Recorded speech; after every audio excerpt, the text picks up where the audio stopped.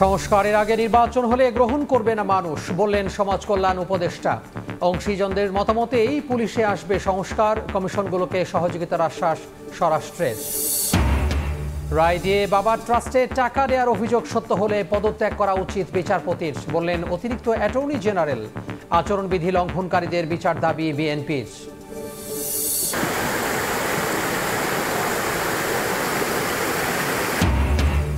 3 দিন ধরে পানি নিচে শেরপুর ময়মনসিংহের নিচু এলাকা। বন্যায় নেত্রকোনার 186টি প্রাথমিক স্কুল বন্ধ।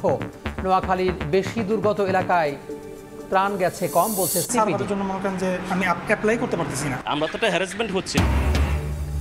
একদিকে সার্ভার জটিলতা, অন্যদিকে পলাতক জনপ্রতিনিধিরা। জন্ম ও মৃত্যু নিবন্ধনে চরম ভোগান্তি। হয়রানি থেকে মুক্তি চান সেবা প্রত্যাশীরা, অভিযোগ মানতে নারাজ কর্তৃপক্ষ। এবং সিরিজের প্রথম টি-20তে মাঠে নামছে বাংলাদেশ ভারত। প্রতিপক্ষ শক্তিশালী হলেও জয়ের লক্ষ্য টাইগারদের। দীর্ঘদিন পর সুযোগ পাচ্ছেন মিরাজ।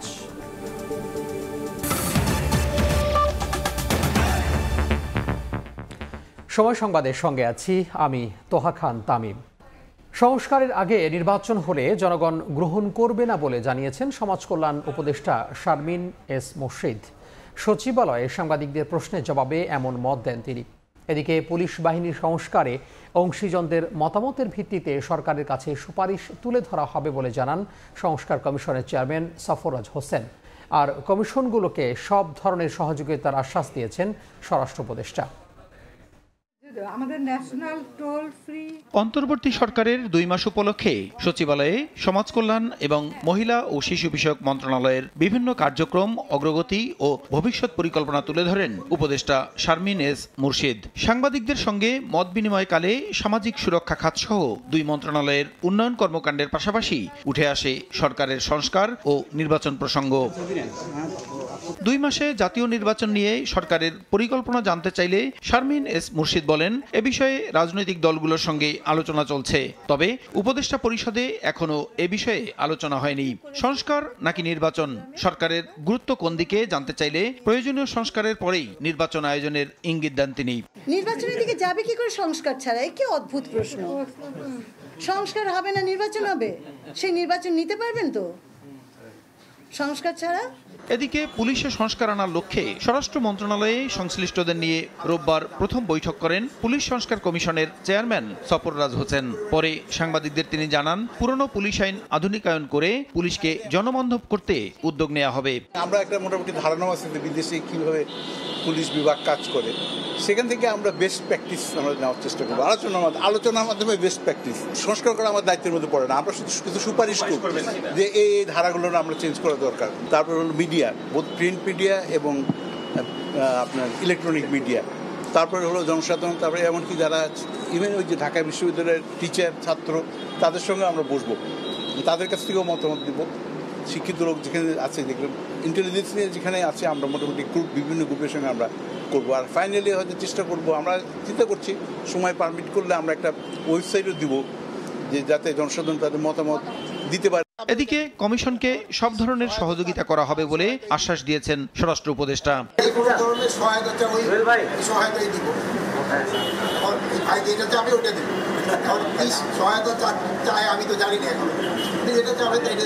সংস্কার কমিশন নির্ধারিত সময়ের মধ্যেই অন্তর্বর্তী সরকারকে সুপারিশ দেবে বলেও জানান সংশ্লিষ্টরা। প্রসূন আশিস, সময় সংবাদ, ঢাকা। রায় দিয়ে বাবা ট্রাস্টে টাকা নেন এক বিচারপতি। গণমাধ্যমে প্রকাশিত এমন প্রতিবেদন নিয়ে দিনভর আলোচনা সুপ্রিম কোর্টে। একজন অতিরিক্ত অ্যাটর্নি জেনারেল বলেছেন, অভিযোগ সত্য হলে পদত্যাগ করা উচিত ওই বিচারপতির। এদিকে 15 বছরে আচরণবিধি লঙ্ঘনকারী বিচারপতিদের বিরুদ্ধে আইনি ব্যবস্থার দাবি বিএনপির আইন বিষয়ক সম্পাদক কায়সার কামালের। 5 আগস্ট আওয়ামী লীগ সরকারের পতনের পর রাষ্ট্রীয় বিভিন্ন প্রতিষ্ঠানে ব্যাপক রদবদল হয়। আন্দোলনের মুখে পদত্যাগ করেন প্রধান বিচারপতি সহ 6 বিচারপতি। দায়িত্ব ছাড়েন রাষ্ট্রের সর্বোচ্চ আইন কর্মকর্তাও। এরপর হাইকোর্ট বিভাগে 2 ডজনেরও বেশি বিচারপতির পদত্যাগের দাবি জানিয়ে আসছেন আইনজীবীদের একটি অংশ। 20 অক্টোবরের মধ্যে ব্যবস্থা না নিলে ওই বিচারপতিদের কোর্ট বর্জনেরও হুঁশিয়ারি দেন তারা। রোববার একটি গণমাধ্যমের শিরোনাম, রায় দিয়ে বাবার ট্রাস্টে টাকা নেন বিচারপতি খুরশিদ আলম সরকার। অতিরিক্ত অ্যাটর্নি জেনারেল অনিকার হক বলছেন, অভিযোগ সত্য হলে নিজে থেকেই পদত্যাগ করা উচিত অভিযুক্ত বিচারপতির। যদি এটি সত্যি হয়ে থাকে তাহলে এটা শুধুমাত্র নৈতিকভাবে স্খলন নয়, এটা বিচারপতি হিসেবে উনি যে শপথ নিয়েছেন সেটারও শপথ ভঙ্গ হচ্ছে। এবং এই ক্ষেত্রে যদি সত্যি হয়ে থাকে তাহলে ওনার বিচারপতি হিসেবে থাকাটা সমীচীন হবে না।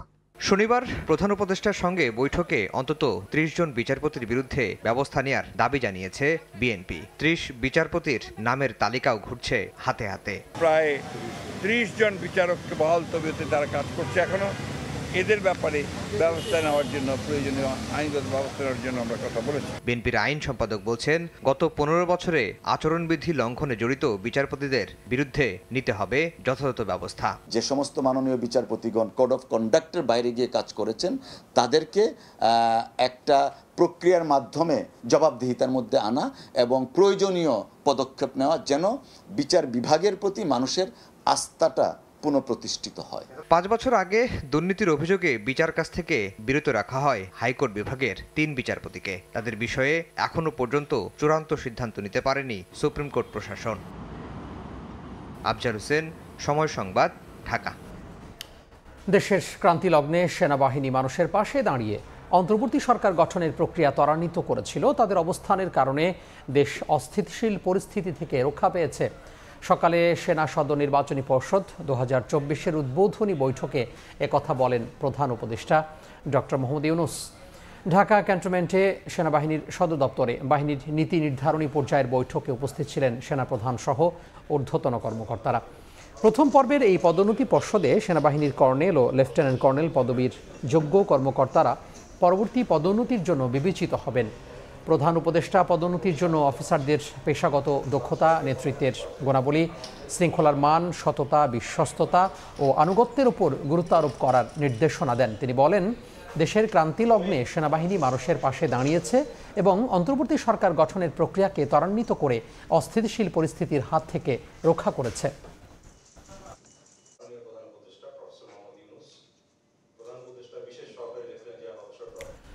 অন্য প্রসঙ্গ, পাহাড়ি ঝড়ে আকস্মিক বন্যায় 3 দিন ধরে ডুবে আছে শেরপুর। প্লাবিত 3 উপজেলার গ্রামের পর গ্রাম। এখন পর্যন্ত 5 জন মারা গেছেন। এদিকে ময়মনসিংহের নিম্নাঞ্চলে পানিবন্দী 2 উপজেলার লক্ষাধিক মানুষ। নৌকার অভাবে আশ্রয় কেন্দ্রেও আসতে পারছেন না দুর্গত মানুষেরা। করুণ অবস্থা নেত্রকোনাতেও। সড়কের পাশাপাশি রেল লাইনেও উঠে গেছে পানি। ঝুঁকিপূর্ণ অবস্থায় চলছে ট্রেন। বন্ধ ঘোষণা করা হয়েছে জেলার 186টি সরকারি প্রাথমিক বিদ্যালয়।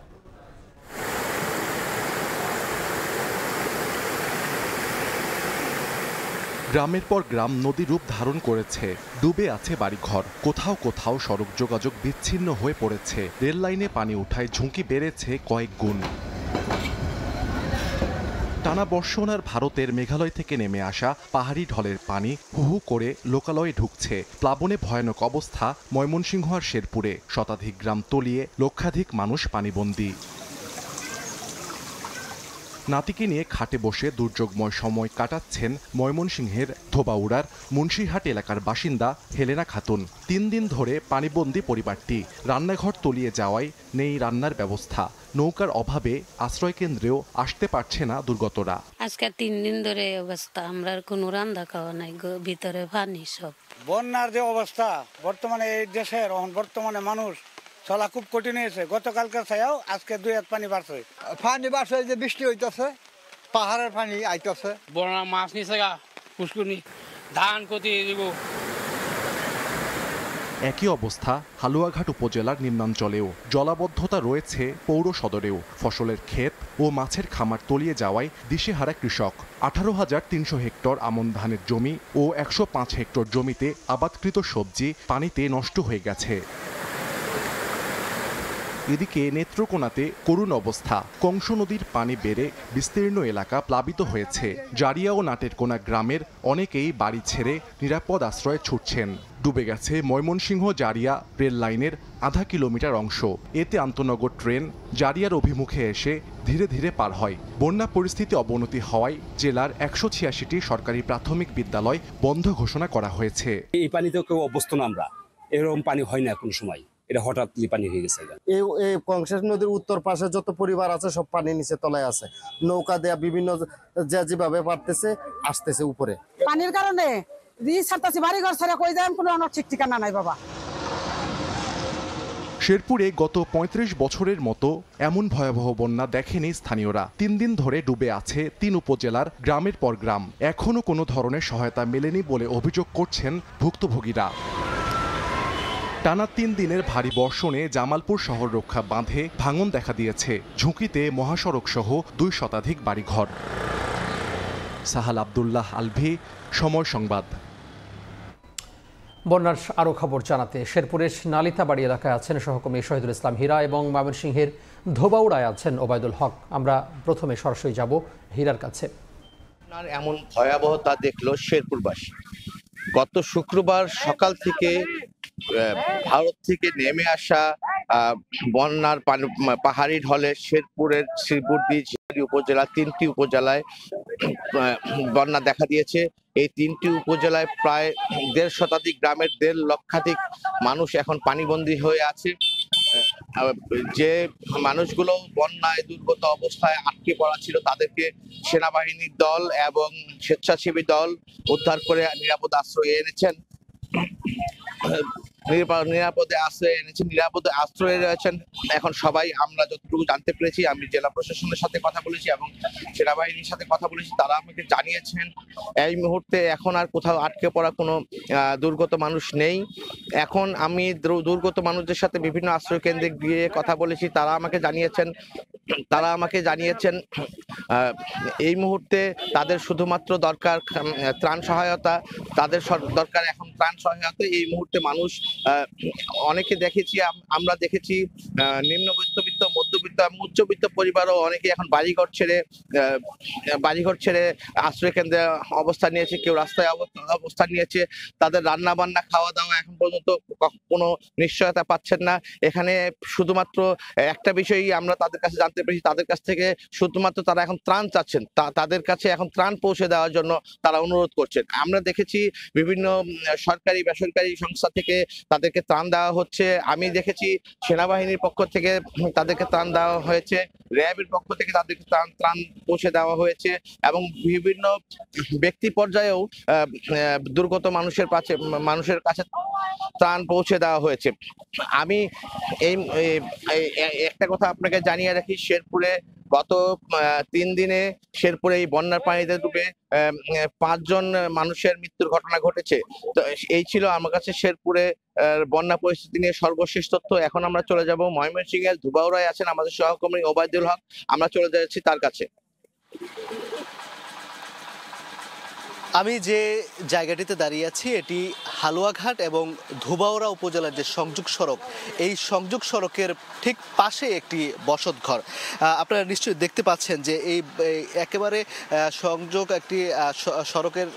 সড়কের পাশের একটি সড়কের পাশের ঘরের যদি এই অবস্থা হয় যে নৌকা দিয়ে চলাচল করতে হচ্ছে, কোমর সমান পানি, তাহলে ঠিক এই নিচের যে বাড়িগুলো আছে, এলাকাগুলো রয়েছে, সেই এলাকার কি অবস্থা নিশ্চয়ই এটা থেকেই অনুমান করা যায়। এই গতকাল রাতভর বৃষ্টির কারণে কিন্তু পানি বৃদ্ধি পেয়েছে। আমরা যে সড়কটি গতকালও শুকনো দেখেছি সেটি এখন হাঁটু সমান পানি এবং এই যে রাস্তাগুলো রয়েছে সেই রাস্তাগুলো পানিতে নিমজ্জিত থাকার কারণে হালুয়াঘাট এবং ধোবাউড়া সদরের সঙ্গে আসলে মানুষের যাতায়াত কিন্তু অনেকটাই এখন বন্ধ হয়ে গেছে।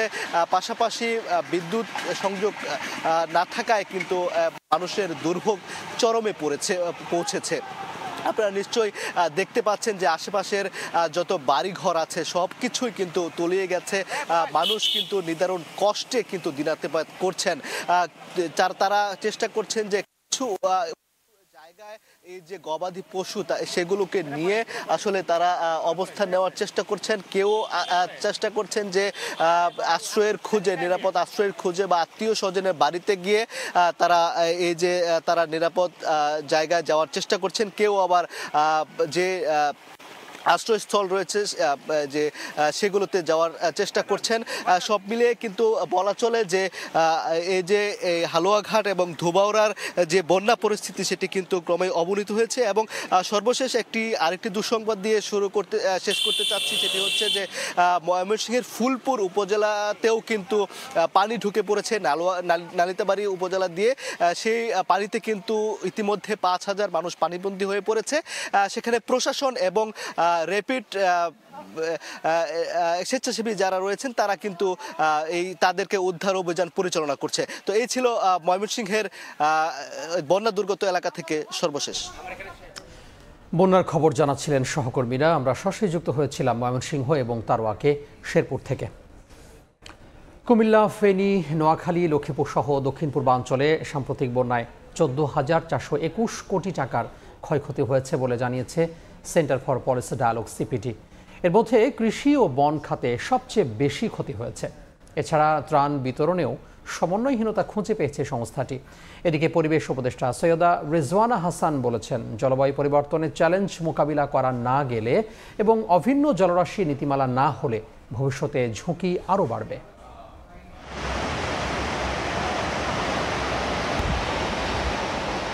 উজানে ভারত থেকে নেমে আসা ঢল ও প্রবল বর্ষণে গেল আগস্টে প্লাবিত হয় ফেনী, নোয়াখালী, লক্ষ্মীপুর সহ দেশের পূর্বাঞ্চলের 11 জেলা। বন্যা আক্রান্ত হন 50 লাখের বেশি মানুষ, মারা গেছেন অর্ধশতাধিক। রোববার রাজধানীর ধানমন্ডিতে বন্যার ক্ষয়ক্ষতি এবং পুনর্বাসন প্রক্রিয়া নিয়ে সংবাদ সম্মেলনের আয়োজন করে বেসরকারি গবেষণা সংস্থা সিপিডি, যেখানে সংস্থাটি জানায় বন্যায় কৃষি, বনায়ন, অবকাঠামো ও ঘরবাড়ি সহ বৃহৎ 6টি খাতে 14,421 কোটি টাকা ক্ষতি হয়েছে, যা জিডিপির 0.29%।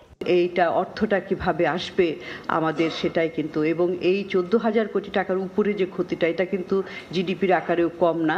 ত্রাণ বিতরণেও সমন্বয়হীনতা খুঁজে পেয়েছে সিপিডি। নোয়াখালীতে 16,43,000 মানুষ বরাদ্দ পেয়েছে 14,90,00,000 টাকা। সেই হিসেবে প্রতিজন মানুষ পেয়েছেন গড়ে 93 টাকা, অথচ সিলেটে বন্যা আক্রান্ত হয়েছে 9,500 মানুষ। ক্ষতির পরিমাণ 20,50,00,000 টাকা। সেখানে ত্রাণ বরাদ্দ দেওয়া হয়েছে 14,60,00,000 টাকা। প্রতিজনে গড়ে ত্রাণ পেয়েছে 15,320 টাকার। কিছু মানুষ এত বেশি পরিমাণে হয়তো ত্রাণ পেয়ে গেছেন, পার্টিকুলারলি হয়তো যেগুলা জেলা সদরের কাছাকাছি জায়গায়, যে তারা তাদের যে বাড়তি ত্রাণটা আছেন সেটা হয়তো আবার পুনরায় বিক্রি করেছেন।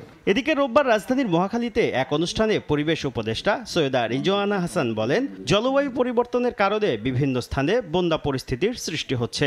অভিন্ন জলরাশি নীতিমালা না হলে ভবিষ্যতে ঝুঁকি আরও বাড়বে বলে জানান তিনি। কি পরিমাণ বৃষ্টিপাত উজানে হচ্ছে, কতটুকুন কয়টা স্ট্রাকচার আছে আন্তর্জাতিক নদীগুলোর উপর, কতটুকুন পানি ছেড়ে দেওয়া হবে, এগুলোর যদি আমাদের আগাম সতর্কতার সমঝোতা না থাকে তাহলে বাংলাদেশের মানুষের জন্য এর প্রভাব মোকাবেলা কিন্তু কষ্টকর হয়ে উঠবে। জলবায়ুর বিরূপ প্রভাব মোকাবিলায় সরকারের পাশাপাশি সবাইকে একযোগে কাজ করার আহ্বান জানান পরিবেশ উপদেষ্টা। শুভ খান, সময় সংবাদ, ঢাকা। ভোগান্তির আরেক নাম জন্ম ও মৃত্যু নিবন্ধন। ঢাকায় সার্ভার জটিলতার মধ্যে কাউন্সিলররা পলাতক থাকায় দুর্ভোগ বেড়েছে কয়েক গুণ। এতে নিবন্ধন বা সংশোধনীর জন্য নাগরিকদের ছুটতে হচ্ছে এক অফিস থেকে আরেক অফিসে। তবে সিটি কর্পোরেশন ও রেজিস্ট্রার অফিসের দাবি দালালদের কাছে যাওয়ায় বাড়ছে ভোগান্তি। ফারজানা আক্তারের রিপোর্ট। জাতিসংঘের শিশু অধিকার সনদ অনুযায়ী জন্মগ্রহণের পর জন্ম নিবন্ধীকরণ করার কথা বলা হয়েছে। উন্নত বিশ্বের দেশগুলোতে শিশুর জন্মের পরই নিবন্ধন করা হয়। বাংলাদেশেও নিবন্ধনের বাধ্যবাধকতা আছে। 2010 সাল থেকে অনলাইনে শুরু হয় জন্ম ও মৃত্যু নিবন্ধন। জন্ম ও মৃত্যু নিবন্ধন রেজিস্ট্রার জেনারেলের কার্যালয়ের তথ্য মতে 2023 সালে বছরের প্রথম 9 মাসে জন্ম নিবন্ধন হয়েছে 61,37,000, আর এবছরের সেপ্টেম্বর পর্যন্ত এই সংখ্যা 58,44,000-এর কিছু বেশি।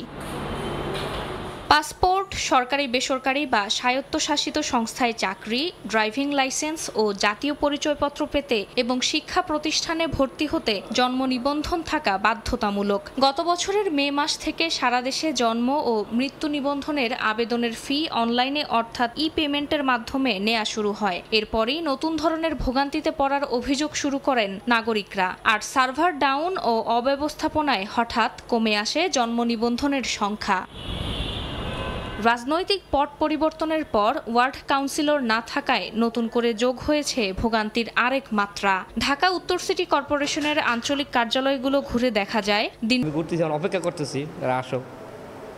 হেড অফিসে মিটিংয়ে গেছে বলতেছে তারা কখন আসে তা তো টাইম কেউ দেয় নাই। অন্য জায়গায় যে অন্য ওয়ার্ড কমিশনার অফিসে যখন গেছি তখন একই জিনিসে 50 টাকা রাখছে, সেখানে একই জিনিস 1500 টাকা রাখতেছে। ওয়ার্ড সচিবের এখানে যেতে হবে, আমরা আসার পর বলি যে ওয়ার্ড সচিবের যান, ওরা রিসিভ করে, ওরা রিসিভ করলে কিছু কারেকশন আছে হায়ার অথরিটি যায়, ওখান থেকে আসার পরে আমাদের নিবন্ধন করে আসার পরে আমরা করে দেব। একই চিত্র ঢাকা দক্ষিণ সিটিতেও। গত বছর এই সিটিতে স্বতন্ত্র সার্ভারে জন্ম নিবন্ধন সেবা চালু হলেও তা কেন্দ্রীয় সার্ভারে জমা না হওয়ায় আরেক দফা নতুন ধরনের বিড়ম্বনায় মানুষ। 3 থেকে 4 দিন সার্ভারের জন্য মনে করেন যে আমি অ্যাপ্লাই করতে পারতেছি না। যে কার্ডটা ছিল ওই কার্ড অনুসারে যখন আমরা এটা ওয়েবে সার্চ করছি তখন এটাকে পাওয়া যাচ্ছে না। আমরা আগে একবার ফি দিয়ে করেছি, 7 মাস অপেক্ষা করলাম, এখন আবার বলতেছে যে এটা সম্পূর্ণ বাতিল।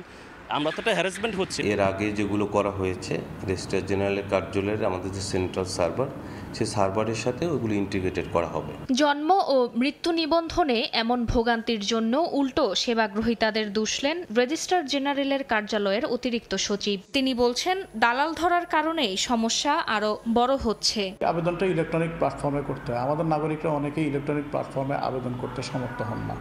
যারা নিজেরা আবেদন করতে সমর্থ হন তাদের সমস্যা নয়, যারা ইলেকট্রনিক প্ল্যাটফর্মে আবেদনটা করতে সমর্থ হন তারা অন্য কারো সাহায্য নেন, তখনই দালালের বিষয়টা হতো। যদি নিজে নিজে আবেদন করতে পারে কোনো নাগরিক তাহলে দালাল প্রয়োজন। গুরুত্বপূর্ণ এই প্রমাণপত্র নিবন্ধন ও সংশোধনে ভোগান্তি দূর করে নাগরিক সেবার মান বাড়ানোর দাবি সেবা গ্রহীতাদের। ফারজানা আক্তার, সময় সংবাদ, ঢাকা। পাচার হওয়া অর্থ ফেরাতে ব্রিটিশ হাই কমিশনের প্রতিনিধি দলের সঙ্গে বৈঠক করেছে দুদকের মানি লন্ডারিং উইং। বৈঠকে অর্থ ফেরানোর প্রক্রিয়া নিয়ে আলোচনা হয়েছে বলে জানিয়েছেন দুদকের প্রতিরোধ শাখার মহাপরিচালক আক্তার হোসেন। বিকেলে বৈঠক শেষে আক্তার হোসেন আরও জানান, নিয়োগ বাণিজ্যের অভিযোগে শিল্পকলা একাডেমির সাবেক মহাপরিচালক লিয়াকত আলী লাকিও লিখিত পরীক্ষায় অকৃতকার্য হওয়ার পরও নিয়োগপ্রাপ্ত 24 জনের বিরুদ্ধে মামলা হয়েছে।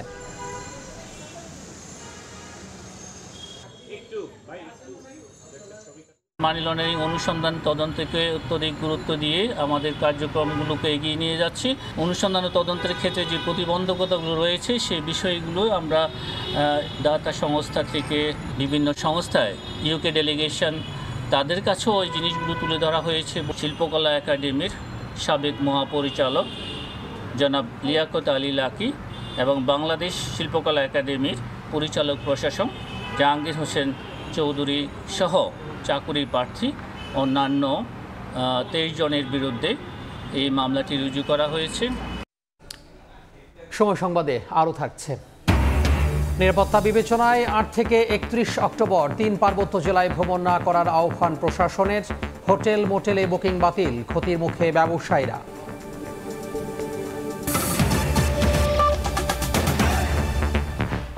মোবাইল ফোনে পরিচয়ের পর সদরঘাটে মাকে ডেকে নিয়ে অপহরণ করা হয় ছেলেকে। অভিযোগ পেয়ে 7 দিন পর পিরোজপুর থেকে 8 বছরের শিশুটিকে উদ্ধার করেছে র্যাব। তবে এখনও অপহরণকারীকে গ্রেফতার করা যায়নি।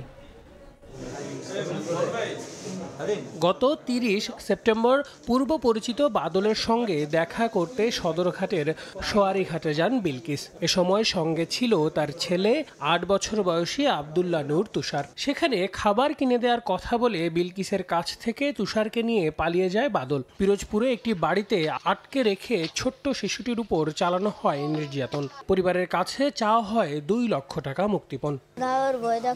বেশি কথা বললাম দাও দিয়া তোর আমুরে বল যেন টাকা দিতে, নালে তোরা মেরে ফেলাম।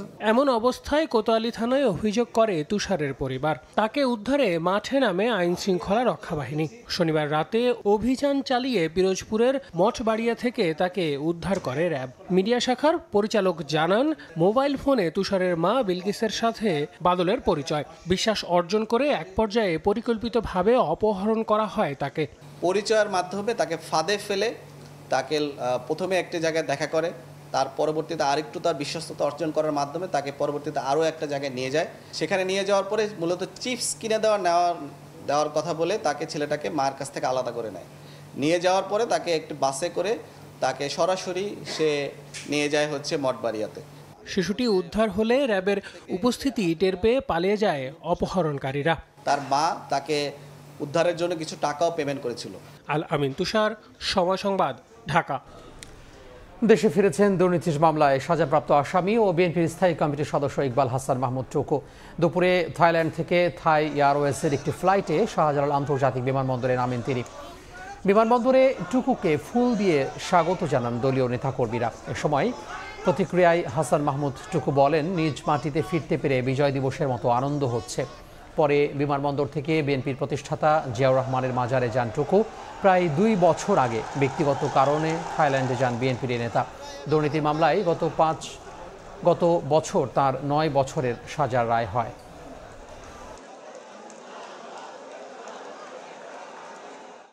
আজকে বাংলাদেশ স্বৈরাচার খুনি মুক্ত বাংলাদেশ।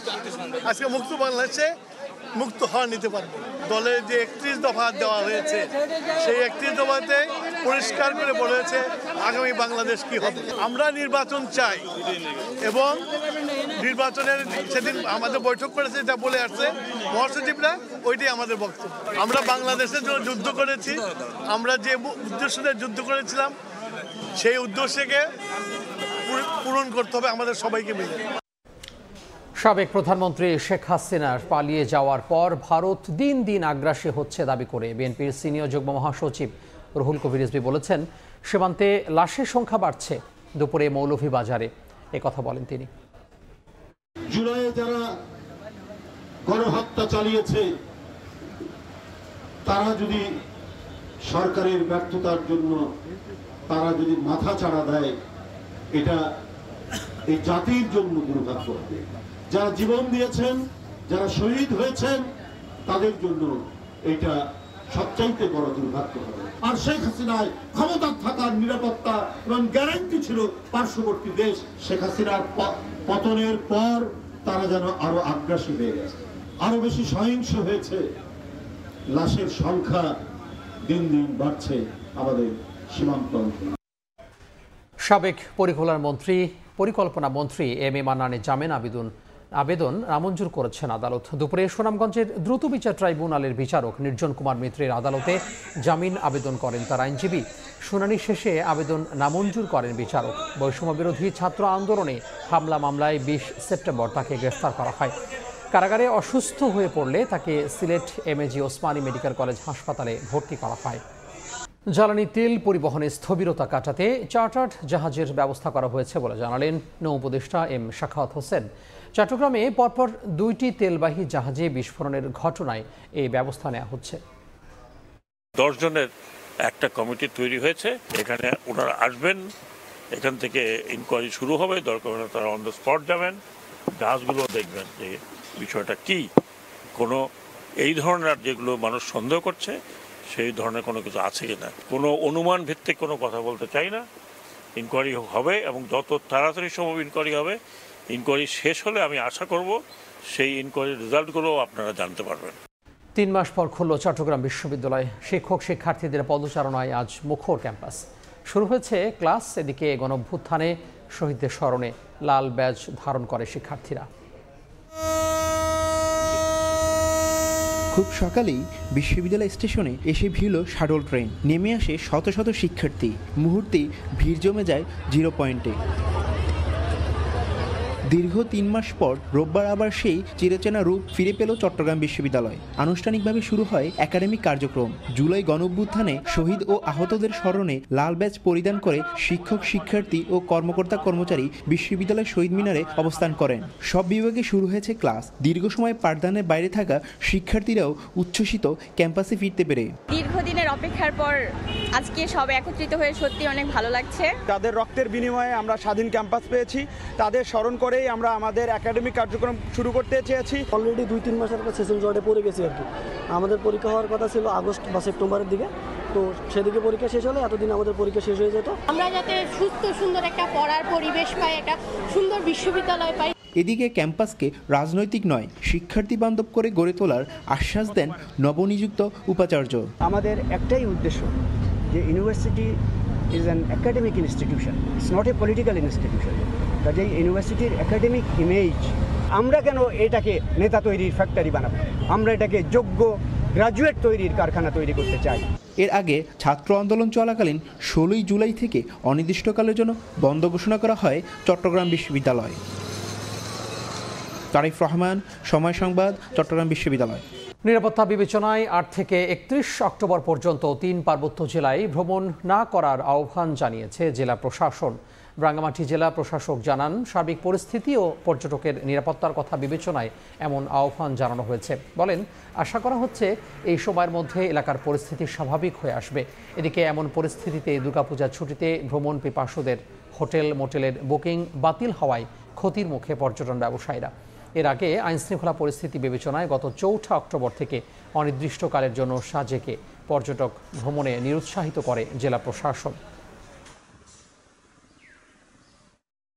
অনিবার্য কারণবশত আগামী 8 অক্টোবর থেকে 31 অক্টোবর পর্যন্ত সমগ্র রাঙ্গামাটি পার্বত্য জেলায় বান্দরবান এবং খাগড়াছড়ির ন্যায় পর্যটকদের ভ্রমণের বিষয়ে আমরা তাদেরকে বাধিত করছি।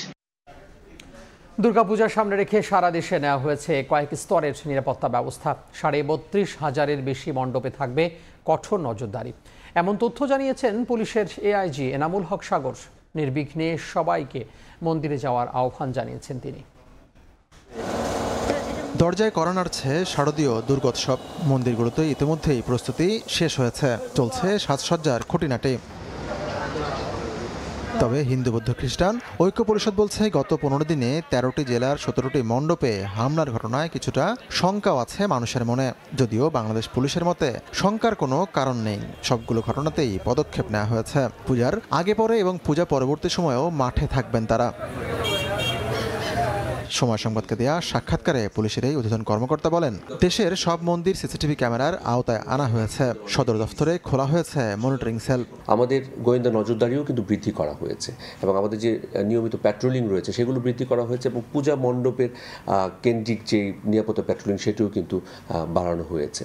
এছাড়াও আমাদের বোম ডিসপোজাল টিম, আমাদের quick response team, crisis response team, সোয়াট টিম, এগুলো কিন্তু আমাদের প্রস্তুত রয়েছে। মন্দির ও মণ্ডপের পাশাপাশি অনাকাঙ্ক্ষিত পরিস্থিতি সামলাতে 999 তো বটেই, পূজার জন্য থাকবে আলাদা জরুরি সহায়তা সেবা। যদি কারো কাছে কোনো ধরনের তথ্য থাকে তাহলে যেন জাতীয় জরুরি সেবা 999-এ জানানো হয় অথবা নিকটস্থ থানায় জানানো হয়। এছাড়াও কিন্তু আমাদের সেন্ট্রালি কিন্তু পুলিশ হেডকোয়ার্টার্সের একটি কন্ট্রোল রুম রয়েছে পূজা কেন্দ্রিক, এবং প্রতিটি জেলায় কিন্তু আলাদাভাবে কন্ট্রোল রুম স্থাপন করা হয়েছে। বাংলাদেশের সাম্প্রদায়িক সম্প্রীতি কোনোভাবে যাতে নষ্ট না হয় সে ব্যাপারে সব ধরনের মানুষের সহযোগিতাও চেয়েছেন এই কর্মকর্তা। এটি একটি সার্বজনীন উৎসব, আবহমান কাল ধরে। আতিকুর রহমান তামাল, সময় সংবাদ, ঢাকা। দুর্গাপূজায় দেশের কোথাও নিরাপত্তা ঝুঁকি নেই বলে আশ্বস্ত করেছেন স্বরাষ্ট্র উপদেষ্টা। বিকেলে রাজধানীর রমনা কালী মন্দির পূজার প্রস্তুতি পরিদর্শনে গিয়ে একথা বলেন তিনি। বলেন, নির্বিঘ্নে দুর্গোৎসব আয়োজনে আইন শৃঙ্খলার দায়িত্বে থাকছে সেনা, নৌ এবং বিমান বাহিনীও। ডিআইজি, তারপরে আপনার এসপি, ডিসি, ইউএনও, ওসি সবার কাছে আমরা ইনস্ট্রাকশন পাঠিয়ে দিয়েছি। আপনারা এবার সবাই, আমি আশা করব আপনারা নির্বিঘ্নে এই পূজা উদযাপন করতে পারবেন। আমরা সেনাবাহিনীকেও মোতায়েন করেছি, নৌবাহিনীকেও মোতায়েন করা হয়েছে, বিমান বাহিনীকেও মোতায়েন করা হয়েছে। এবার এই জন্য আপনারা কোথাও কোনো ধরনের বাধা বিপত্তি আপনারা ফেস করবেন না। কোনো ধরনের নিরাপত্তা ঝুঁকি নাই, কোনো ধরনের নিরাপত্তা ঝুঁকি নাই। পূজা এবার নির্বিঘ্নে হবে। অর্থনীতি শক্তিশালী করতে সম্ভাবনাময় চামড়া শিল্পের সুযোগ কাজে লাগাতে হবে বলে মন্তব্য করেছেন অর্থ, বাণিজ্য ও বিজ্ঞান ও প্রযুক্তি উপদেষ্টা ডক্টর সালেউদ্দিন আহমেদ। বিকালে Bangladesh finished leather goods and footwear exporters association এবং বাংলাদেশ ট্যানার্স অ্যাসোসিয়েশনের সঙ্গে মতবিনিময় শেষে সচিবালয়ে সাংবাদিকদের কথা বলেন তিনি। এ সময় লেদার গুডস অ্যাসোসিয়েশনের সভাপতি বলেন, শতভাগ রফতানিমুখী খাত হওয়ার পরও সাফারে টিইটিপির কাজ অসম্পূর্ণ থাকায় সার্টিফিকেট পাচ্ছেন না ব্যবসায়ীরা, যার জন্য 70 থেকে 80% কম দামে বিক্রি করতে হচ্ছে তাদের। সিইটিপি ঠিক করলে 2015 সালের পরিস্থিতি আবারও ফিরে আসবে চামড়ার দামে। নিয়মিত কিস্তি দিয়েও বিমা দাবির টাকা পান না দেশের কয়েক লাখ মানুষ। এ নিয়ে ব্যবস্থাও নেয়নি বিমা উন্নয়ন ও নিয়ন্ত্রণ কর্তৃপক্ষ ইড্রা। এমন অভিযোগ করেছেন সোনালী লাইফ ইন্স্যুরেন্সের উদ্যোক্তারা। সকালে রাজধানীর সোনারগাঁও হোটেলে সোনালী লাইফের লিডার্স ক্লাব অ্যাওয়ার্ড অনুষ্ঠানে এমন অভিযোগ করা হয়। শীর্ষ কর্মকর্তারা জানান, মালিকানা সংকট কাটিয়ে আবারও ঘুরে দাঁড়ানোর চেষ্টা করছে সোনালী লাইফ। প্রতিষ্ঠানটির উদ্যোক্তা পরিচালক মোস্তফা গোলাম কুদ্দুস বলেন, বিগত সরকারের আমলে অনেক ব্যাংক ও আর্থিক প্রতিষ্ঠানের মতো সোনালী লাইফ দখলের চেষ্টা হয়েছে। হাজার হাজার মানুষ, লক্ষাধিক মানুষ বাংলাদেশের তাদের ক্লেম পায় না, অথচ আমাদের যে রেগুলেটর তারা তাদের বিরুদ্ধে কোনো অ্যাকশন নিচ্ছে না। দেশের অনেকগুলো ব্যাংক বা অনেকগুলো ফাইন্যান্সিয়াল ইনস্টিটিউশন অন্যরা দখল করে নেয়। সেই প্রক্রিয়ায় আমাদের সোনালী লাইফও এই প্রক্রিয়ায় দখল হয়। একজন লোককেও যারা এই দখলের প্রক্রিয়া ছিলেন তাদের কাউকেও হাত করতে পারেন নাই। ব্যাংক থেকে টাকা তোলা নিয়ে এখনও অসন্তোষ কাটেনি গ্রাহকের। সবলদের তারল্য সহায়তা পেয়ে ধীরে ধীরে ঘুরে দাঁড়াচ্ছে দুর্বল ব্যাংকগুলো। এদিকে অন্য ব্যাংকের উপর নির্ভরতা কমিয়ে ঋণের নামে বেহাত হওয়া টাকা আদায় তৎপর হওয়ার পরামর্শ অর্থনীতিবিদদের।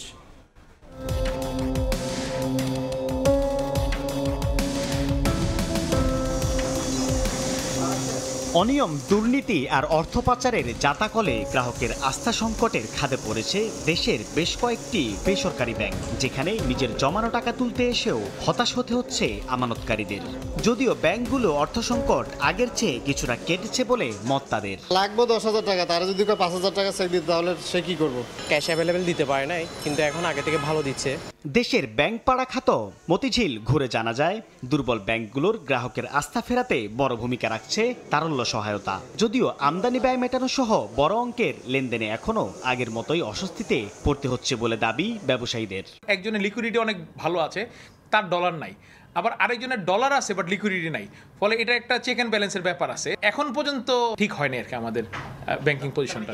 বাস্তবতা স্বীকার করে সোশ্যাল ইসলামী ব্যাংকের ব্যবস্থাপনা পরিচালক বলছেন, বেতন বোনাস পরিশোধ সহ জনসম্পৃক্ত সেবা নিশ্চিত করতে দরকারি অর্থসার আগে করছেন তারা। তবে ব্যবস্থাপনা পর্যায়ে দক্ষতা আর স্বচ্ছতা ফেরাতে পারলে সহজে পূরণ করা যাবে গ্রাহকের দাবি। আমাদেরকে যারা সাপোর্ট দেওয়ার কথা তারা আমাদের অ্যাকাউন্ট ক্রেডিট করছেন, আমরা এটা যাতে প্রুডেন্টলি ইউটিলাইজ করা যায় সেজন্য আমরা আমাদের একটা পরিকল্পনা করেছি। আমাদের সাথে অনেকগুলো স্কুল, কলেজ, হসপিটালের স্যালারি অ্যাকাউন্ট অ্যারেঞ্জমেন্ট আছে। তাদের টাকা আমরা বিগত 1-2 মাস যে ফেরত দিতে পারি না, ওখান থেকে পার্ট দেওয়ার অফ পার্সিয়ালি আমরা পেমেন্ট করব। আমাদের কাস্টমার যারা আস্থাহীনতায় ভুগেছিলেন তারা তাদের আস্থা ফেরত পাবেন। অর্থনীতিবিদরা বলছেন, অন্যের কাঁধে ভর দিয়ে চলার সঙ্গে সঙ্গে ঋণের নামে ব্যাংক থেকে বের হয়ে যাওয়া অর্থ ফেরানোতে কৌশলী উদ্যোগ নিলে শিগগিরই শক্তিশালী লেনদেনে ফিরতে পারবে দুর্বল ব্যাংকগুলো। এই রুগ্ন ব্যাংকগুলোর কিন্তু চেষ্টা করতে হবে তারা যে সম্পদগুলো হারিয়েছে বা যেগুলো তাদের নন পারফর্মিং লোনস হয়েছে সেখান থেকেও তারা খানিকটা রিকভার করতে পারেন কিনা। বাংলাদেশ ব্যাংকের তথ্য অনুযায়ী ফার্স্ট সিকিউরিটি ইসলামী ব্যাংক 300 কোটি টাকা, সোশ্যাল ইসলামী ব্যাংক 350 কোটি টাকা, ন্যাশনাল ব্যাংক 270 কোটি টাকা আর গ্লোবাল ইসলামী ব্যাংক ধার পেয়েছে 25 কোটি টাকা। সাইফুল ইসলাম, সময় সংবাদ, ঢাকা। দেশের বাইরের খবর। গাজায় ইসরায়েলি আগ্রাসনের 1 বছরকাল। ফিলিস্তিনিদের ওপর নিপীড়নের প্রতিবাদে বিক্ষোভে উত্তাল বিশ্বের বিভিন্ন দেশ।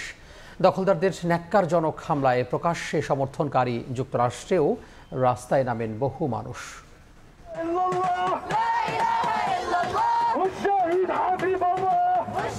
কোনো উদযাপন নয়, এই ভাষা প্রতিবাদের। দিনের পর দিন ফিলিস্তিনিদের ওপর নিপীড়নের বিরুদ্ধে রাস্তায় নেমে আসেন হাজার হাজার মার্কিন নাগরিক।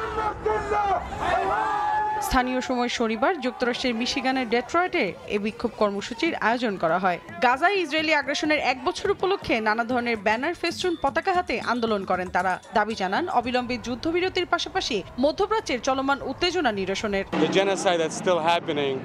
And our government is complicit in this. They're now calling for an arms embargo. They're now calling to cease a permanent ceasefire.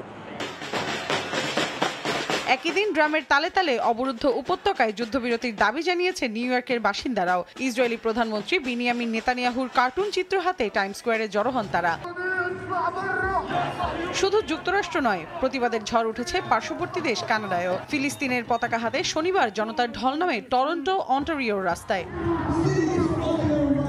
আন্দোলন হয়েছে অস্ট্রেলিয়ার সিডনিতেও। শহর জুড়ে বিক্ষোভ শুরুর আগে হাইড পার্কে জড়ো হন হাজার হাজার জনতা। স্লোগান দেন যুদ্ধবিরতি ও গণহত্যা বন্ধের। গাজাবাসীর সমর্থনে রাস্তায় নামেন লন্ডনের বাসিন্দারাও। আগ্রাসন বন্ধে দ্রুত যুদ্ধবিরতির দাবি জানান বিক্ষোভকারীরা। 1 বছর ধরে চলা ইসরায়েলি আগ্রাসনের বিরুদ্ধে পথে নেমেছেন স্পেনের রাজধানী মাদ্রিদের বহু মানুষ। তেল আবিবের সঙ্গে সব ধরনের সম্পর্ক ছিন্ন করতে দেশটির সরকারের প্রতি আহ্বান জানান আন্দোলনকারীরা। মৌসুমীর সাথী, সময় সংবাদ। বাংলাদেশ ভারত টি-20 সিরিজের খবর। 3 ম্যাচ সিরিজের প্রথম টি-20তে মুখোমুখি দুই দল। প্রতিপক্ষ ভারত হলেও সিরিজ জয়ে চোখ টাইগারদের। অন্যদিকে বিরাট রোহিত পরবর্তী ক্রিকেটে 2026 বিশ্বকাপ সামনে রেখে দল গঠনে কাজ শুরু করতে চায় টিম ইন্ডিয়া। সীমান্ত মাধবরাও সিন্ধিয়া ক্রিকেট স্টেডিয়ামে ম্যাচে শুরু সন্ধ্যা 7:30টায়। গোয়ালিয়র থেকে মাহবুব রিমনের ম্যাচ প্রিভিউ। শ্রীমান মাধবরাও সিন্ধিয়ায় ম্যাচটির আগের দিনে ঐচ্ছিক অনুশীলন, বিশ্রামে গোটা পেস ইউনিট। মধ্য দুপুরের তীব্র রোদে হাঁসফাঁস, তবুও পাশাপাশি নেটে ইমন তানজিদের ব্যাটিং শৈলী। ওপেনিং স্লটে এ দুজনার মধ্যে খেলবেন একজন। পাশের উইকেটে শান্তর অপেক্ষা। তাওহিদ হৃদয় তখন বিসিবি ফিজিও বাইজুদুল ইসলামের থ্রোয়ের বিপরীতে নক করছেন। এগিয়ে গেলেন কাপ্তান। দুজনার কথোপকথন চলল দীর্ঘ সময়। বিশ্বকাপের পর মাস 3 বিরতি, তবে এ সময় বদলে গেছে প্রেক্ষাপট। সাকিবের বিদায়, রিয়াদও অপেক্ষায়। তাই তো দায়িত্ব বর্তেছে তারুণ্যে। হৃদয়ও দিতে চান আস্থার প্রতিদান। সবাই এখানে ভালো করতে এসেছে এবং ভালো করতে চায়। আমাদেরও টার্গেট থাকবে যে যতটুকু পারবো আমাদের দিকটাতে বেস্ট ট্রাইটা করার জন্য। নতুন মাঠ, প্রায় 1030 দর্শকের চিৎকার। এতদিন ব্যাটিং সহায়ক উইকেটের কথা শোনা গেলেও তাওহিদ বলছেন পিচ হতে পারে স্লো অ্যান্ড লো। প্র্যাকটিসের উইকেট থেকে যতটুকু বুঝেছি এখানে উইকেটটা স্লো আছে, লো আছে। এরকম উইকেটে হাই স্কোরিং রান খুব কমই হয়। অন্যদিকে ভারত অনুশীলন করেছে রাতের কৃত্রিম আলোয়। বিরাট, রোহিত, জাদেজা পরবর্তী টিম গোছানোর চ্যালেঞ্জ আছে তাদেরও। তবে মাঠে যতই দুর্দান্ত দল হোক টিম ইন্ডিয়া পেশাদারিত্বে যেন কেমন খাপছাড়া। এদিন ম্যাচ পূর্ব সংবাদ সম্মেলন কক্ষে কোনো কারণ ছাড়াই গণমাধ্যম কর্মীদের বসিয়ে রেখেছেন ঘন্টার পর ঘন্টা। এ পর্যন্ত দু দলের টি-20তে 14 সাক্ষাতে বাংলাদেশ একবারই জয় পেয়েছে 2019 সালে দিল্লিতে। গোয়ালিয়রে যে 3টা সেশন অনুশীলনের সুযোগ পেয়েছে বাংলাদেশ, তার 2টাই মধ্য দুপুরের তীব্র তাপপ্রবাহে।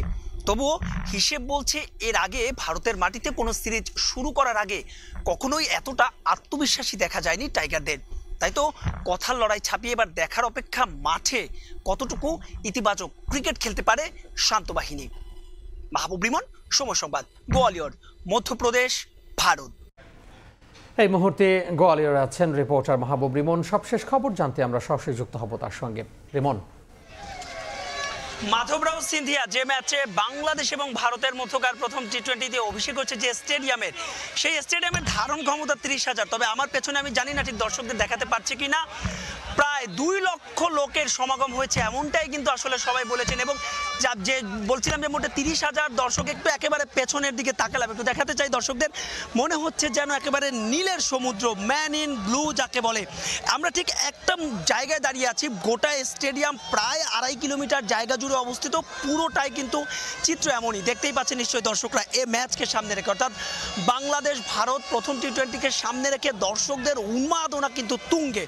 জানতে চাইছিলাম এখানে যে দর্শকরা রয়েছেন তাদের অর্ধেকের বেশি কিন্তু আসলে টিকিট নেই। তাদের কাছে জানতে চাইছিলাম কেন এসেছেন। তারা বলছেন ইতিহাসের সাক্ষী হতে। জানেন যে এই ম্যাচটা মাঠে গড়ানোর আগে প্রায় আতশবাজি, জমকালো আতশবাজি, লেজার শো রয়েছে। অর্থাৎ মধ্যপ্রদেশের এটা কিন্তু 4র্থ স্টেডিয়াম, 4র্থ আন্তর্জাতিক স্টেডিয়াম হিসেবে এটার অভিষেক হতে যাচ্ছে। এবং বাংলাদেশ ভারত টি-20 দিয়ে তো আসলে আন্তর্জাতিক ম্যাচই শুরু হচ্ছে। তার চাইতেও বড় কথা, 14 বছর পরে মধ্যপ্রদেশে কিন্তু আবারও আন্তর্জাতিক ক্রিকেট ফিরছে। সবশেষ মধ্যপ্রদেশে আন্তর্জাতিক ক্রিকেট হয়েছিল 2010 সালে, যে ম্যাচে সাউথ আফ্রিকা এবং ভারতের মুখোমুখি হয়েছিল এবং সচিন টেন্ডুলকারের সেই 200 রান। অতএব বুঝতেই পারছেন আসলে দর্শকদের উন্মাদনার শেষ নেই। কিছুক্ষণ আগে আসলে বাংলাদেশ দল এসে প্রবেশ করেছে। একটু নিরাপত্তার কথা বলতে চাই। আমরা নিশ্চয়ই দর্শকরা ইতিমধ্যে জেনে গেছেন যে এই ম্যাচকে সামনে রেখে হরতাল ডেকেছিল অখিল ভারত হিন্দু মহাসভা। তবে দর্শকরা কিন্তু সেই হরতাল যে একেবারেই তারা মেনে নেয়নি, অর্থাৎ সেই হরতালকে যে তারা প্রত্যাখ্যান করেছে। এই বিপুল সংখ্যক, অর্থাৎ বলছিলাম যে প্রায় 2 লক্ষের লোকের মতো লোক এখানে সমাগম হয়েছে। যে কারণে আসলে আমরা দেখেছি যে আমরা এখন রয়েছি 3 নম্বর গেটের সামনে। 6 নম্বর গেটের সামনে কিন্তু বড় পর্দায় খেলা দেখানোর আয়োজন করা হয়েছে। অর্থাৎ এই ম্যাচটাকে সামনে রেখে যত ধরনের প্রস্তুতি সবই কিন্তু নিয়েছে মধ্যপ্রদেশ ক্রিকেট অ্যাসোসিয়েশন। তো এই ছিল আমার কাছে বাংলাদেশ ভারত ম্যাচ শুরুর আগে দর্শকদের আপডেট। সব শেষ। গোয়ালিয়র ভারত থেকে যুক্ত হয়েছিলেন সহকর্মী মাহবুব রিমন। সময় সংবাদের শীর্ষ সংবাদগুলো জানিয়ে দিব আরও একবার। সংস্কারের আগে নির্বাচন হলে গ্রহণ করবে না মানুষ, বললেন সমাজ কল্যাণ উপদেষ্টা। অংশীজনদের মতামতেই পুলিশে আসবে সংস্কার, কমিশনগুলোকে সহযোগিতার আশ্বাস স্বরাষ্ট্রের। রায় দিয়ে বাবা ট্রাস্টে টাকা নেয়ার অভিযোগ সত্য হলে পদত্যাগ করা উচিত বিচারপতির, বললেন অতিরিক্ত অ্যাটর্নি জেনারেল। আচরণবিধি লঙ্ঘনকারীদের বিচার দাবি বিএনপির।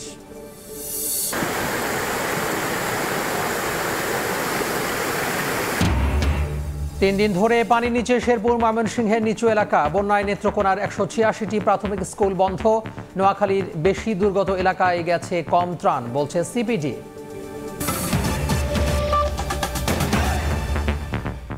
এই ছিল সময় সংবাদে, সঙ্গে থাকুন সময়।